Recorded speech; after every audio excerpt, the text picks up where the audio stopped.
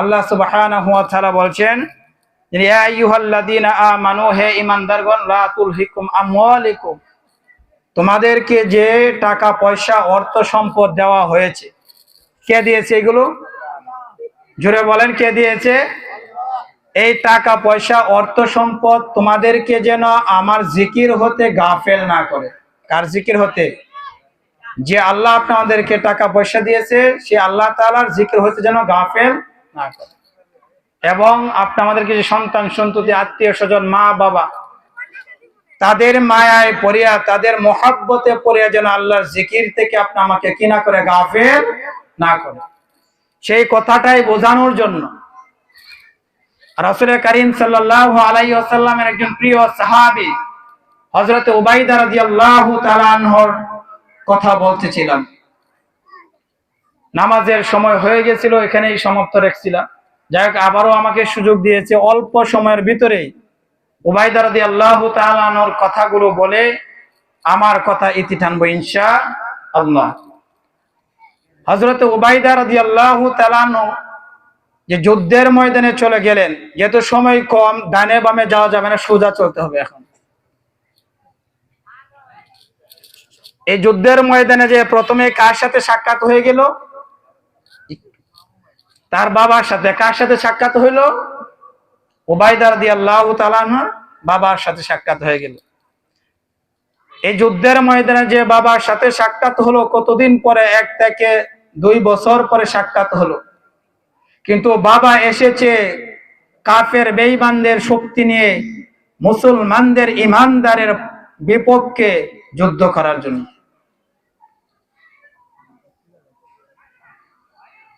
আর উবাইদা রাদিয়াল্লাহু তাআলা গেলেন ইমানদারের পক্ষ নিয়ে কাফের বেঈমানদেরকে হত্যা করার জন্য, ঠিক কিনা? কিন্তু বাবার সাথে সাক্ষাৎ হয়ে গেল। এখন বাবার চেহারা দেখিয়া, বাবাকে দেখিয়া সামনের দিকে অগ্রসর হওয়া যায়? এই আয়াতের মধ্যে আল্লাহ সুবহানাহু ওয়া তাআলা এই কথাই বলেন, ওয়ালা আওলাদুকুম আন যিকরিল্লাহ, তোমার সন্তান, তোমার মা, তোমার বাবা, তোমার আত্মীয় স্বজন যতই আপনজন হোক না কেন, তোমার আমার সামনে যদি পড়ে আর সে যদি ইসলাম বিরোধী থাকে, সে যদি মুনাফিকের পক্ষ থাকে, রাসূল সাল্লাল্লাহু আলাইহি ওয়াসাল্লামের হাদিসের মধ্যে বলে দিয়েছেন, যে ব্যক্তি যেই হোক না কেন, কোন ব্যক্তি যদি মুনাফিকদের অর্থাৎ যারা যাদের জুলুম করে, এই জুলুমকারীদের শক্তি যদি কি করে, বৃদ্ধি করে, জুলুমকারীর পক্ষে কথা বলে, জুলুমকারীর পক্ষে নেই, জুলুমকারীর পক্ষ হয়ে যারা মুমিনদের উপরে হামলা আনে, মামলা আনে, ওই ব্যক্তি যেই হোক না কেন, সে আর ইসলামের গণ্ডির ভিতরে থাকে না। বলেন নাউযুবিল্লাহ। কি বলছে রাসূল? রাসূল বলেছে, যে ব্যক্তি যারা জুলুম করে, এই জুলুমের শক্তি বৃদ্ধি করে। জুলুমের শক্তি কি করে? বৃদ্ধি করে। জুলুমের সাহস জায়গায়, জুলুমের পক্ষ কত, জুলুমকারীর পক্ষে কথা বলে, ওই ব্যক্তি যেই হোক না কেন, সে আর ইসলামের ভিতরে থাকে না। আজকে আপনা আমার এই ইমানের পরীক্ষার সময় এসে গেছে। আজকে আপনা আমার ইমানের এই পরীক্ষার সময় এসে গেছে। এদিকে একটু মনোযোগ দেই।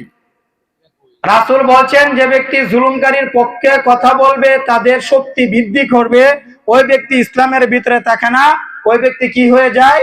ইসলাম থেকে বহিষ্কার হয়ে যায়। সুতরাং আপনা আমার এখন এই ইমানের পরীক্ষার সময় এসে গিয়েছে। আপনা আমাকে ডাক দিচ্ছে, উলামায়ে কেরাম আপনা আমাদেরকে ডাক দিচ্ছে, উলামায়ে কেরাম আপনা আমাদেরকে মেসেজ দিচ্ছে, আসো ইসলামের ছায়াতলে আসো, আসো কোরআনের ছায়াতলে আসো। বাংলাদেশ জামাতে ইসলাম আপনা আমাদেরকে ডাক দিচ্ছে, আসো কোরআনের ছায়াতলে আসো, আসো ইসলামের ছায়াতলে আসো। যদি ইসলামের ছায়াতলে আসো, তাহলে তুমি মুমিন, তাহলে তুমি মুমিন, আল্লাহর পছন্দের বান্দা। আর তুমি যদি একজন জুলুমকারীর পক্ষ নাও, একজন জুলুমকারীর হাতকে তুমি শক্তিশালী করো, তাহলে তুমি ইসলামের গণ্ডির ভিতরে থাকবে না, তুমি কাফের হয়ে যাইবা, তুমি কাফের, ইসলাম থেকে বঞ্চিত হয়ে যাইবা। সুতরাং বাংলাদেশ জামাত ইসলাম আপনি আমাদেরকে ডাক দিছে, আসো কোরআনের ছায়াতলে এই বাংলার জমিনে কোরআনের আইন যেন আমরা প্রতিষ্ঠিত করতে পারি। সুতরাং ইমানের পরীক্ষার দাবি এখন, যদি রাসূলের এই হাদিস যদি সামনে থাকে, বাবা যদি মুশরিকের পক্ষে থাকে, বাবা যদি একজন জুলুমকারীর হাতে শক্তিশালী হয়, আমি সেই বাবাকেও আমি ছাড়তে বাধ্য থাকব। আমার সন্তান যদি ইহুদি খ্রিস্টান মুশরিকদের জুলুমকারী শক্তির দিকে যদি তাকে, আমার সন্তানকেও আমি ছাড়তে বাধ্য থাকিব। সেই মেসেজ উবাইদা রাদিয়াল্লাহু তাআলা দিয়েছে। উবাইদা রাদিয়াল্লাহু তাআলা যুদ্ধের ময়দানে চলে গেলেন, বাবার সাথে সাক্ষাৎ হয়ে গেল। সাক্ষাৎ হওয়ার পর মনের মধ্যে মায়া লেগে গেল, আহারে যুদ্ধের ময়দানে আসলাম, আমার বাবা আমার সামনে পড়ে গেল, একদিন না 2 দিন না 1 বছর না 2 বছর পরে সাক্ষাৎ। বাবার মায়ের পরে পিছনের দিকে চলতে লাগলো, আবার মাথার মাঝে চলে আসলো, ইয়া আইয়ুহাল্লাযীনা আমানু লা তুলহিকুম আমওয়ালুকুম ওয়ালা আওলাদুকুম। যদি আমার সন্তান সন্ততি আত্মীয় স্বজন হয়, তারপর আল্লাহর জিকির থেকে গাফেল থাকা যাবে না। সুতরাং উবাইদা রাদিয়াল্লাহু তাআলা কি করলেন, ওই কথা স্মরণ হওয়ার পরে, আরে আমি হাসরের ময়দানে কিভাবে রাসূলকে মুখ দেখাবো, আমি কিভাবে রাসূল উম্মত হিসেবে আমি নিজেকে পরিচয় দিব, আমি কিভাবে আল্লাহর দরবারে, আমি কিভাবে আল্লাহর কাছে হাসরের ময়দানে কিভাবে আমি আল্লাহর কাছে জবাবদিহি করব। আমার বাবা তো ইমানদারের পক্ষ শক্তি নিয়ে আসে নাই, আমার বাবা তো কাফের বেঈমান মুশরিকদের শক্তি নিয়ে এসেছে। সুতরাং বাবার চেহারার দিকে মায়ায় পড়ে কোনো লাভ নাই। আল্লাহর কাছে আল্লাহর পছন্দজনক বান্দা হতে হলে, নবীর উম্মত হিসাবে পরিচয় দিতে হলে, বাবার দেহ থেকে বাবার গর্দানটা আলাদা করে দিতে হবে। উবাইদা রাদিয়াল্লাহু তাআলা বাবার দেহ থেকে গর্দানটা আলাদা করে দিয়েছে। সুতরাং আপনি আমার এই জমিনে আগাছা ভরে গেছে, আগাছা ভরে গেছে। ওয়াজ মাহফিল প্রত্যেক জায়গায় হচ্ছে কিনা, হচ্ছে কিনা? সুদ কমছে না বাড়ছে? কথা বলেন। ওয়াজ মাহফিল তো প্রত্যেক গ্রামে গ্রামে, যুব সমাজের, মাদ্রাসার উপলক্ষে, মসজিদের উপলক্ষে, এলাকাবাসীর উপলক্ষে, কবরবাসীর উপলক্ষে ওয়াজ মাহফিল হচ্ছে না? সুদ বাড়ছে না কমছে? সুদ বাড়ছে না কমছে? ঘুষ বাড়ছে না কমছে?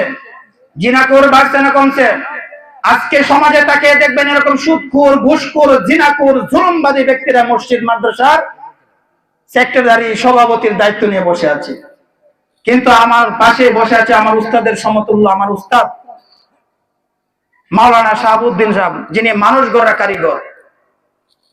উনি মানুষ গড়া কারিগর না? উনি মানুষ গড়া কারিগর না? উনি সহকারী শিক্ষক ইচ্ছাগঞ্জ হাই স্কুল বিদ্যালয়ের। উনি আপনি আমার সন্তানকে কি করে কুসমাজ থেকে, নিশা থেকে এবং দুষ্ট কাজ থেকে যেন ফিরে আসতে পারে, এই শিক্ষা দিয়ে মানুষ গড়ে। এরকম মানুষ গড়ার কারিগরকে যদি মসজিদ মাদ্রাসার সমাজের খেদমতের দায়িত্ব দেওয়া হয়, তাহলে এই সমাজ থেকে সুদখোর, জিনাখোর, ঘুষখোর ধ্বংস হবে কিনা? ধ্বংস হবে কিনা? কিন্তু আজকে আমাদের সমাজ এরকম না। আমাদের সমাজ হয়ে গেছে সুদখোর, ঘুষখোররা আজকে মসজিদ মাদ্রাসা দায়িত্ব নিয়ে বসে আছে। আমরা এই মসজিদের যে ইমাম সাহেব নিয়োগ দিছি, নিয়োগ দেওয়ার আগে কমপক্ষে এই মহল্লার যারা আছে সবাই তো জাস্টিফাই করছি, তাকে ইন্টারভিউ নিছি, তার দাড়িগুলো ঠিক আছে কিনা, ঠিক কিনা, হ্যাঁ, তার পোশাক গুলো ঠিক আছে কিনা, সে বিবাহ করছে কিনা, তার চলাফেরা ঠিক আছে কিনা, তার চুলের কাটিং ঠিক আছে কিনা, তার পোশাক ঠিক আছে কিনা। আমরা তাকে এরকম জাস্টিফাই করছি না? তার তেলাওয়াত সুন্দর আছে কিনা, তেলাওয়াতের সুর সুন্দর আছে কিনা। আমরা এই মহল্লার সবাই মিলে পরীক্ষা করে যাচাই বাছাই করে ইমাম সাহেব নিয়োগ দিছি। এখন আপনারা বলুন, এই ইমাম সাহেব এই পুরা গুজাদিয়ার ইমামতি করে না আপনাদের এই মহল্লার ইমামতি করে? আপনাদের মসজিদের ইমাম সাহেব কোথাকার ইমামতি করে? বর্তমানে রানে আপনাদের মহল্লা মসজিদে ইমামতি করে। এই মহল্লার নেতাকে নিয়োগ দেওয়ার জন্য এত কিছু যাচাই বাছাই করছেন, এত কিছু পরীক্ষা নিছেন, তার চলাফেরা ঠিক আছে কিনা, তার লেনদেন ঠিক আছে কিনা, সে বিবাহ করছে কিনা, তার চলাফেরা সুন্দর আদর্শ আছে কিনা, তার তেলাওয়াত সুন্দর আছে কিনা। কিন্তু আমরা যাদের হাতে দায়িত্ব দিব, আমরা যারা উপর লেভেলের ছেলে যাদেরকে বসাইবো, আমরা যারা এমপি মন্ত্রী বানাইবো, ও মুসলমান, একবার কি তোমার হৃদয় জাগে না? তারা যদি সুদখোর, ঘুষখোর হয়ে যদি আজকে উপরে ছেলে যদি বসে, আজকের এমপির ছেলে যদি বসে, এই সমাজে সুদখোর কখনো দমন হবে না, এই সমাজে নিশাখোর কখনো দমন হবে না, এই সমাজ থেকে কখনো দুর্নীতি বন্ধ হবে না।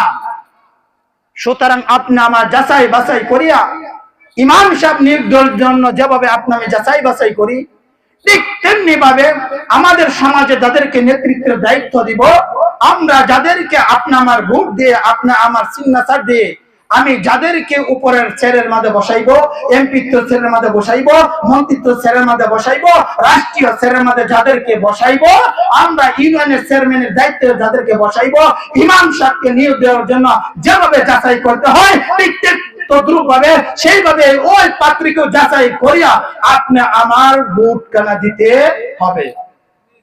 না হয় রাসূল বলছে, যে ব্যক্তি জুলুমকারীর হাতকে শক্তিশালী করবে সে ব্যক্তি আর ইসলামের ভিতরে থাকে না। আর অন্য এক হাদিসের মধ্যে বলছেন, রাসূল বলেন, আমি যাকে ভোট দিয়ে, আমি যাকে সাপোর্ট করে শক্তিশালী করলাম, ওই ব্যক্তি যদি কোনো একটা অন্যায় কাজ করে, এই অন্যায়ের পাপের ভাগ আমার আমলনামাও আসবে। বলেন না নাউজুবিল্লাহ, আপনার আমলনামা আসবে। সুতরাং আমরা ইমামের গর্জন শুনছি, আমরা ইমামের তালিম দিচ্ছে, ইমাম হয়ে গেছে, অনেক কথা বলতেছে। সুতরাং